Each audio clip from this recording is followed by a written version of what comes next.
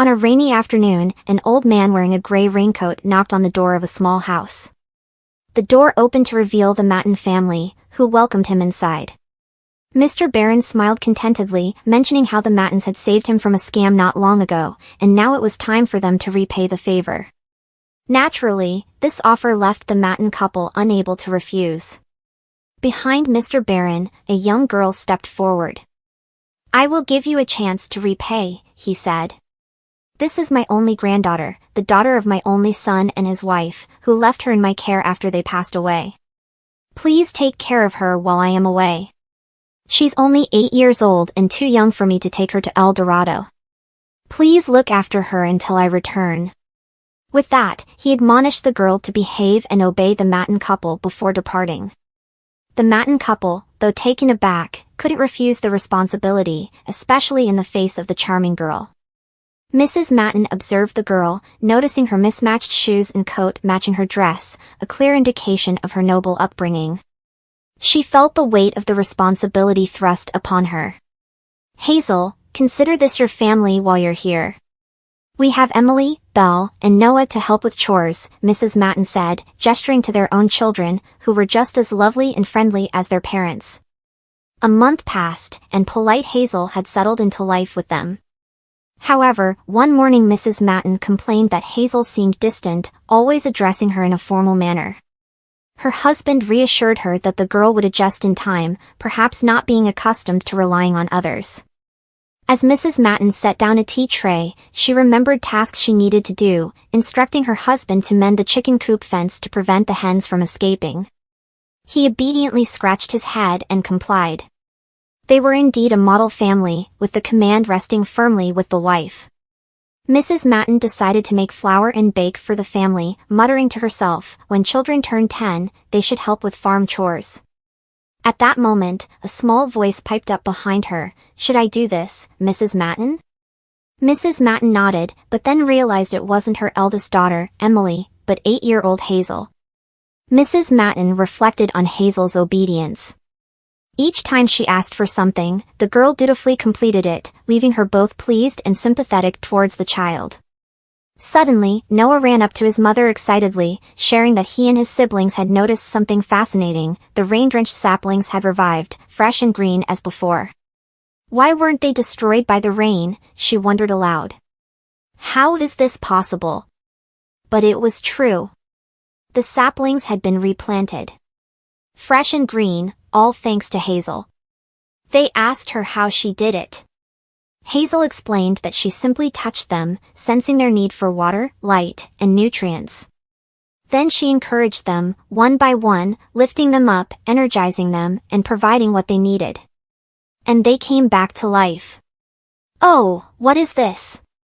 Mrs. Matten turned to her husband, who was also staring in awe. They exclaimed, "Mano del Sol," the meaning of which seemed to be the hand of the sun. A hand with the power to revive plants, make animals prolific, and bring forth abundant harvests. Certainly, it was that. Holding Hazel's tiny hand filled them with joy and pride at witnessing such magical prowess. Hazel asked if she could try something else. Of course, they eagerly anticipated more miracles. Hazel tried pulling weeds, her small hand easily uprooting them.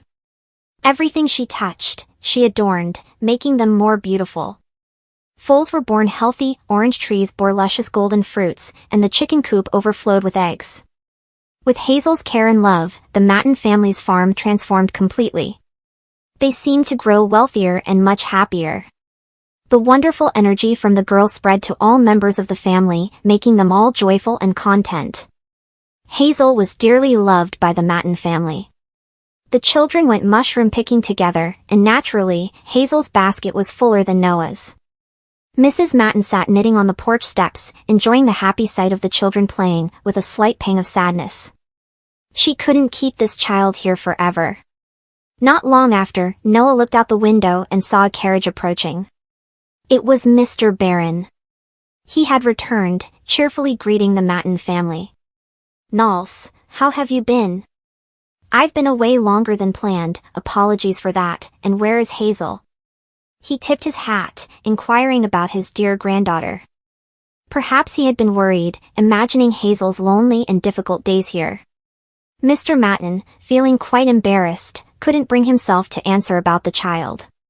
Just then, the Matten children called for Hazel to come.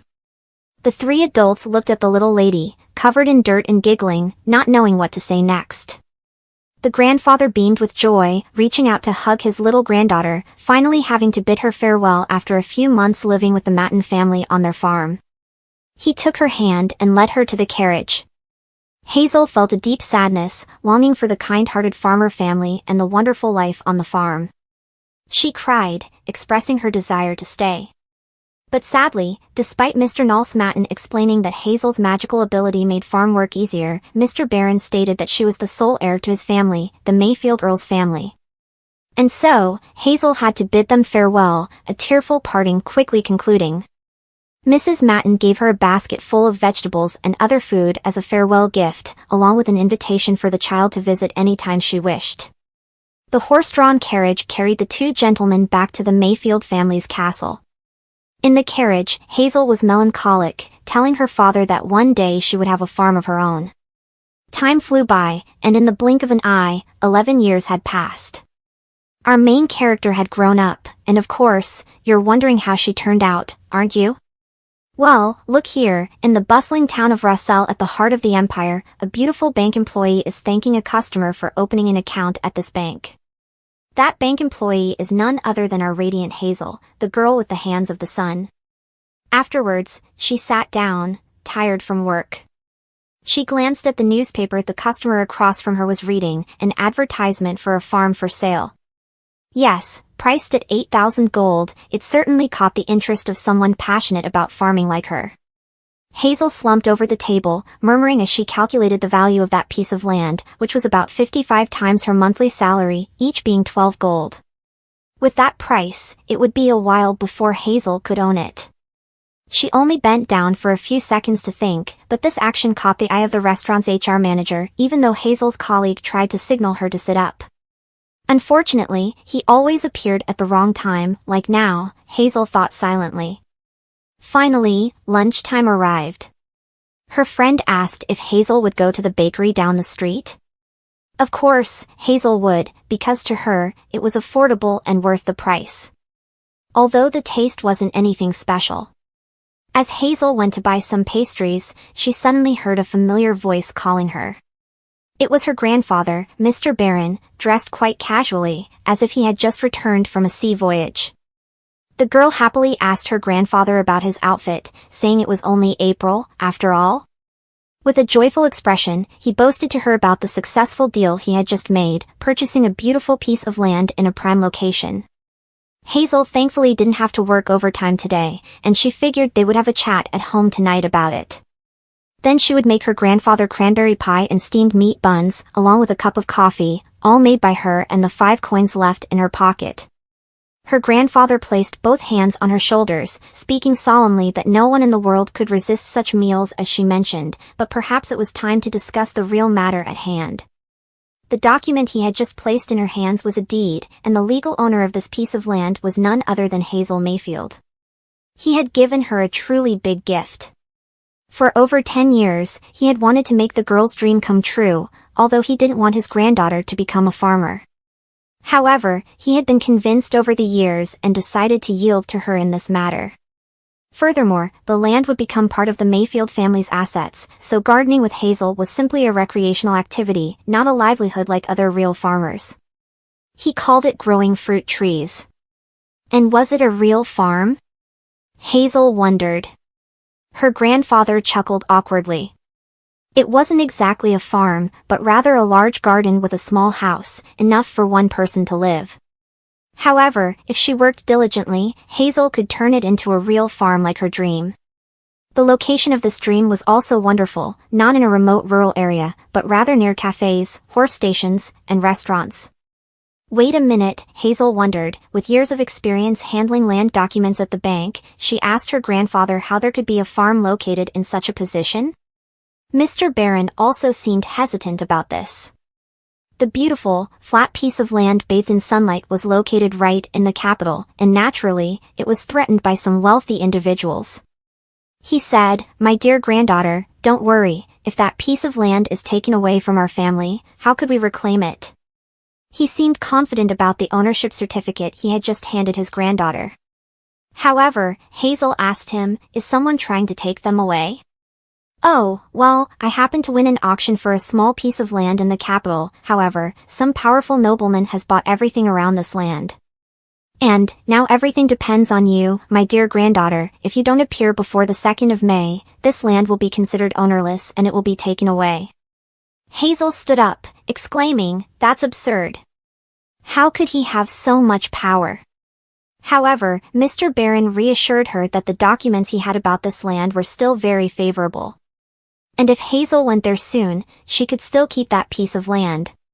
He encouraged her, "Go there, protect my farm, no, your farm."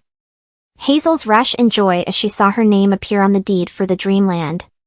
She hugged her grandfather tightly, telling him how much she loved him, expressing her trust in the validity of this document with her banking experience, believing that no one could take it away from her as long as her name remained on it. Mr. Barron left first, and Hazel tightly held onto her documents as she returned to work. She was 3 minutes late, and the bank manager scolded her. "What are you holding in your hand? Do you think this is a pawn shop? If that's what you're aiming for, you better leave," the manager said sharply. Hazel calmly replied, "Fine, I resign." Before he could recover from his astonishment, Hazel had already finished writing her resignation letter. Unfortunately for him, the departure of this excellent employee was a big loss, even though he had only resorted to threatening her moments ago. Sadly, the game was over. Hazel stepped out of the workplace she had been at for years. From here, the story of this young woman would continue. Today, all the trains were crowded, and Hazel had to spend a lot of time catching one for herself. Everyone was returning home after the victory parade celebrating the nation's triumph. Hazel had to get off at a station near the capital and walk a distance to her destination. Today was May 2nd. Although she was a day late, Hazel still arrived before the deadline stated in the document, and she was here with excitement. The capital was bustling. As soon as she arrived, Hazel was welcomed by a grand cavalier, symbolizing the support for the emperor of this empire. "You're from Rossel, aren't you?" the unfamiliar man carrying his daughter asked her cheerfully. He introduced her to the current situation here. 2 years ago, when the new emperor ascended the throne, some residents in this area had to pack their belongings and leave. Although Emperor Siegbalt came here, they were not helped. And who was Emperor Siegbalt? The man scratched his head and explained that he was an elf, yes, from the Jackson clan. An elf, a powerful berserker clan here. Hazel smiled awkwardly, nodding to the paper to cover up her lack of interest in such unrelated information. She had only used her lunch breaks and spare time to learn about agriculture, mixology, and cooking rustic dishes. However, Hazel noticed a sign hanging on a tree, more like a flag, with the words 9, meaning knight, and some strong decorations. Surely, the new king was a knight. The young king ascended the throne at the age of 22. She heard that he had embarked on campaigns with his 4 close friends, the Holy Knights, and stabilized the empire's borders. Let's pause our focus on Hazel and observe our emperor, sitting on the throne beside a holy knight, a perceptive knight with supernatural senses. You can see his tail and ears. He mentioned someone discussing them, right? Indeed, in this empire, they are the most famous. The crowd was abuzz with talk about how handsome the king was, although, unfortunately, being handsome didn't help reduce taxes. They sighed. Among the bustling crowd, there was Hazel, murmuring those same thoughts. Hazel thought, being handsome wasn't useful anyway, potatoes were better than men. And by the way, which potatoes would thrive in this land? Hazel pondered as she walked to a large house, following the address written on the paper. Wow, this street was truly grand and ornate, and this large house was beautiful. House number 1. She was a bit overwhelmed but regained her composure. Hazel was the rightful owner of that piece of land. Starting from the entrance gate of the street, house number 79 belonged to the Mayfield family. She continued on, encountering the Rammstein statue, a luxurious garden, several government offices, a bridge, and a fountain. Everything was magnificent and affluent. There were even guards, seemingly indicating she was at the heart of the empire's operations. However, Hazel wasn't too concerned about that, she only cared about her land. A 5-story building, a library, another area with guards, a fountain, and a flower garden, she went through each place and saw what belonged to her. Next to the fountain, it looked lush and serene. Hazel spotted her small wooden house. It was quaint but old, nestled in the center of this capital city. How wonderful! Hazel joyfully dropped her suitcase and happily explored everywhere. It was her farm, her dream. Hazel paused her excitement and observed again. Was that large house, no, that grand castle in front of her? Based on her speculation, with the presence of the Rammstein statue, the ancestor of the emperor, the adjacent government offices, and the solemn guards she saw, that couldn't be just any noble's house, it was surely the royal palace. Her powerful neighbor is the emperor? These murmurs reached the ears of the tail-wearing knight beside the emperor, but he didn't relay these trivial matters to the king. Meanwhile, on the other side of the battlefield, no, the other side of the small fence, Princess Hazel was troubled by her discovery. So she's going to declare war on the king? Grandfather, I think we should surrender wisely, she thought. But wait, despite her desire to return, Hazel was captivated by this place. It was a beautiful piece of land, and she had come here. The land was like a friend to her, the source of life for all creatures. Hazel sat down in the grass and felt the rich soil in her hands. She was the owner here, legally. She had promised her grandfather that no one could take it from her. Even the emperor couldn't drive her away from her legally acquired land. Hazel placed a piece of wood, wrote the name of her first small farm on it, and admired it. With all her energy, Hazel dragged her suitcase into the house and claimed it. She quickly changed into suitable attire for housework, a straw hat, a basket, and a cute apron, then got to work. With only 2 hours until sunset, Hazel needed to make the most of her time. First, she weeded the grass, bending down to pluck them. She noticed some potato plants among the grass, ready for harvest soon. And there were other plants here, not just weeds, but celery, curly kale, thyme, peppermint, ginseng, lavender. Hidden treasures. Hazel was delighted with this unexpected gift. She poured the seeds from the jar into the basket and began sowing the caraway seeds. In just 2 weeks, they would be ready for the first harvest. She also had other things, rosemary, bay leaves, and lemongrass. Hazel weeded the grass, finding it effortless. Even when she was young, her 8-year-old hands didn't need much effort. Now, it seemed even easier, she could pull out the grass effortlessly. And she would clear them all before the sun set. As Hazel enthusiastically tackled her first task, the strangers nearby chuckled happily. They were discussing buying the land of house number 79. That untamed piece of land in front of them was unsettling them, as they couldn't clean it up. They murmured about the differences between the new king and the previous one. The two father and son kings had quite different personalities. Suddenly, their conversation ended when they saw the gate of house number 79 being opened. Who would sneakily open it to smoke stolen cigarettes? 3 people entered to inspect this abandoned house. Before them was a petite young girl diligently weeding the grass. "What are you doing here?" they asked. "Weeding," Hazel replied firmly. Finally, they've arrived, she thought to herself, prepared to confront the sudden competition. "Weeding?" they exclaimed in surprise. "Weeding to plant crops, just basic farming." Hazel was somewhat surprised that they didn't know what she had been doing all this time. "Farming?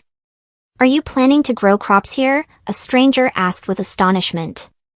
Hazel replied, "Exactly," with the happiest expression. She was delighted to share that even with those who came to take away her land. "Of course, I'm not some descendant of a dragon, but the one whom even kings can't drive away is only one person, Mayfield," Hazel smirked challengingly. She was the owner of the land they were looking for. "Mayfield, you say?" they asked, and in response, she showed them the authentic documents, owner Sebastian Mayfield, her father, and a transfer document to Hazel Mayfield, the sole heir of the Mayfield family. They were quite puzzled and helpless, apologizing for their rudeness to the landowner. They introduced themselves as members of the Internal Affairs Bureau of the Royal Court. And the Emperor of the Bretagne Empire wanted to buy back this piece of land. It was unexpected that the winning bidder would appear on the last day. They made an offer to buy the land for 600 gold, higher than the average price they had been buying around here, which was 480 gold. A girl who knew nothing about politics and economics would be easy to persuade, he thought. Please sign here. He presented the purchase agreement in front of her. However, Hazel's sweet smile gradually changed. Wow, that's a lot of money. But no matter how much you offer, I will not sell. Pass on my message, whoever you are, don't even dream of my land. The three strangers grumbled to themselves, this innocent-looking beautiful girl is not easy to negotiate with at all. They decided to return to the government office to seek the opinion of the Minister of Internal Affairs because they couldn't seize her land by force either. In the palace, the king was praising the Minister of Internal Affairs for aiding the poor in Blahashu and reviewing the regular report on the development of light energy weapons. At this moment, a staff member from the Ministry of Internal Affairs entered and requested to see the minister. Though his voice was quite soft, the keen senses of the king caught it, and he allowed the man to come in. Cecil, the diligent employee, reported the inability to purchase the land next to the castle. Originally, it was part of the royal expansion project to commemorate the victory. Currently, that piece of land still didn't belong to the king. The king listened and pondered. In the large royal garden, there was a small piece of land that would belong to the royal family if the deadline today passed without the landowner showing up. However, today someone had come and claimed it, intending to farm there. This statement shocked the attendants standing around. Who dared to farm right next to the king's castle?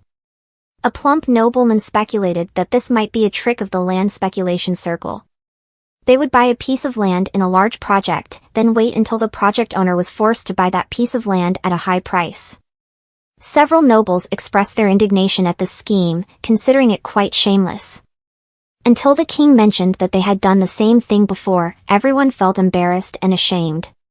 With anger and determination, the emperor donned his cloak and declared that the person would receive no compensation from the project. I will punish these greedy acts. Seize the land and drive them away, he announced coldly. But the assistant of the Ministry of Internal Affairs hadn't finished speaking. He quietly added, but the landowner is a woman, and she's not yet 20 years old.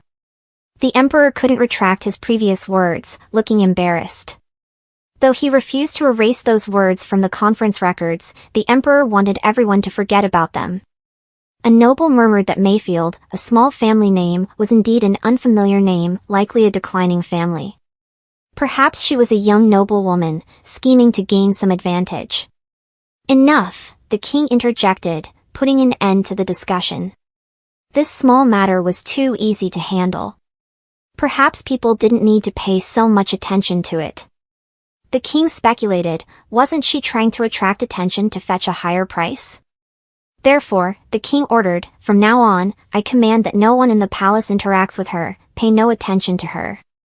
While the assistant was still pondering the stubborn attitude of the landowner, a stern voice rang out, Your Majesty, allowing a commoner to speculate on land within the palace grounds is the fault of the gods, and I will address this immediately. The stern and humble voice of the Minister of Internal Affairs silenced everyone. A grand ball was soon to be held, and the noble young ladies were discussing it. The minister asked the king who he would attend with, and received the answer, Athena. This made the minister feel uneasy, so he asked the king about another choice besides the princess. However, the king said that only one person could be queen, so there was no need to pay attention to trivial matters.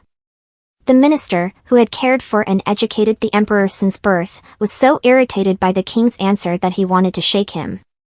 He suddenly felt exhausted from his many tasks and craved something, just a drink. His tension made other attendants speculate about the disaster awaiting the land speculator who didn't know their place. And that person, at this very moment, was sitting leisurely, unaware of these rumors. After tidying up her dusty but charming house, she sat gracefully beside a small plate of cake. As she was about to take a bite of the cake, the figure of death appeared at the doorway. With the emblem on his robe, she understood he was a superior to the people who had come the day before. With a bored expression, Hazel asked if he came for the farm. A farm, he emphasized, regarding every aspect as worthless, with disdain and severity. Hazel looked at him. Her farm could have both good and bad guests.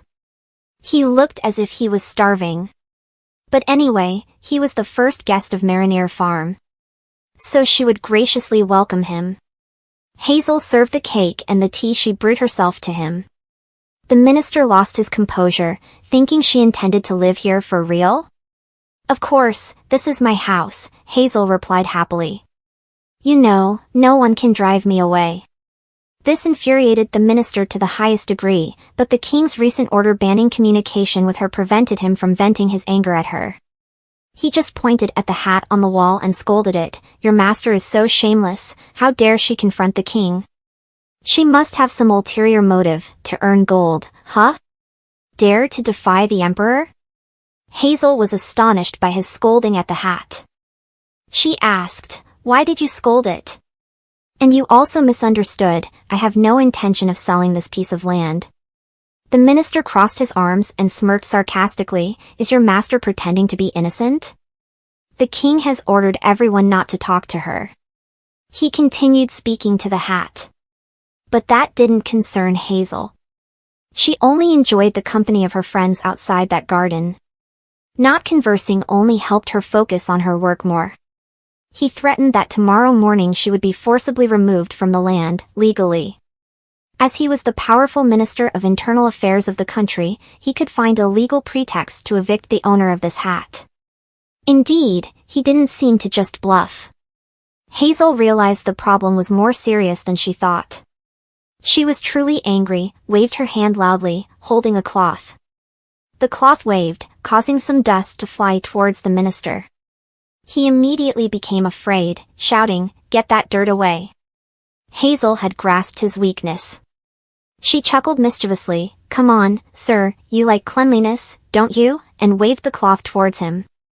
The minister, infuriated beyond measure, wiped the dust from his glasses and left immediately, muttering that he would evict the girl tomorrow morning. In the small house, now only little Hazel remained. She felt sad and worried about her dream being threatened. Hazel sat sadly, nibbling on a plate of biscuits with a cup of self-brewed coffee. She remembered when she was at the Matin family, some tax collectors had come to cause trouble with them due to some misunderstanding. And Matin, she had resolved that peacefully with the warmest welcome. Tears welled up in Hazel's eyes, her fists clenched. Could that minister have no humanity left? Since he entered, he hadn't shown any emotion until he got dusty. Hazel recalled. Suddenly a light flashed in her mind. What a brilliant idea! At that moment, the minister was walking back from the house, dusting off his coat and putting it back on. His two assistants in front of him were quite surprised by his appearance. One of them hastily threw the coffee cup behind. But the minister was still frowning at that. From behind, Hazel followed him and saw the minister's embarrassed expression. She said, "Are you addicted to coffee but banned from it, sir?" The minister, annoyed, turned back to scold his two assistants for exposing his weakness. Hazel joyfully ran back home, turning back to tell him, "Tomorrow I will welcome you more graciously. You didn't touch my tea and cake today. As the hostess, I'm quite displeased. Next time, you can't refuse." With bewilderment, the minister watched the girl leave, feeling somewhat guilty for his earlier attitude. Hazel happily grabbed a basket and ran into the garden. She thought to herself, although bread was a luxury for her now, she could still do what Mata had done. Hazel headed towards the royal garden next to it, unnoticed by everyone, which was perfect for her right now. Hazel searched, like a little monkey among the bushes. Wow, she found it! A small strawberry bush in the corner of the garden. She could pick them, except for the plants in the greenhouse and the king's exclusive garden. This was completely free. As Hazel reached out to pick a few berries, she heard the voices of the noble young ladies passing by. They were talking about the upcoming ball, whispering to each other that the king would attend with Princess Athena Arpeggio, full of envy and longing. They said that the princess was the king's cousin and had feelings for him, although the king was unaware of it, which is why he came to the ball with her. Princess Athena Arpeggio was seen as intelligent and beautiful, admired by other girls. They dreamed of the king's beauty, even wishing that the king were just an ordinary knight so they could express their love. These were the secret thoughts of the noble girls, and if Hazel were to reveal herself to them, they would be frightened and trample all the strawberries underfoot, creating an awkward scene, so she chose to remain silent until they left. After harvesting quite a few strawberries, Hazel returned with her basket. She got to work with a knife and other kitchen tools. With her agility and skill, Hazel quickly completed everything. Early the next morning, in the government office, the minister woke up from his dream. He remembered the cute face of the girl inviting him to try the food and tea. Despite some doubts, he still decisively stepped out. He ordered the 2 gate guards to follow him to clear the land. Everything was quite peaceful. He eagerly ordered himself to immediately evict that shameless land speculator and then report to the king. The minister walked up to the door of the small house. A cheerful, clear voice greeted him. "I told you, this time you can't refuse." He wondered what had happened overnight. "Please sit, I will prepare tea and cake." And the treat for the guest today from Hazel was coffee. The minister exclaimed, "Rude. I said I couldn't drink coffee." Hazel, calmly, slowly said, "Please try it, sir," with the most polite and sincere attitude. Hesitating for a moment, looking at the girl's honest face, he decided to lift the cup of coffee and sniff. It had been a long time since he had been unable to drink it, to the point that he couldn't remember when. The slightly different flavor surprised and intrigued him, although he was suspicious. "This is commoner's coffee," Hazel replied cheerfully. "Yes, coffee made from curly kale. The kind of vegetable that can grow anywhere." The minister was astonished by that. The first sip left him amazed.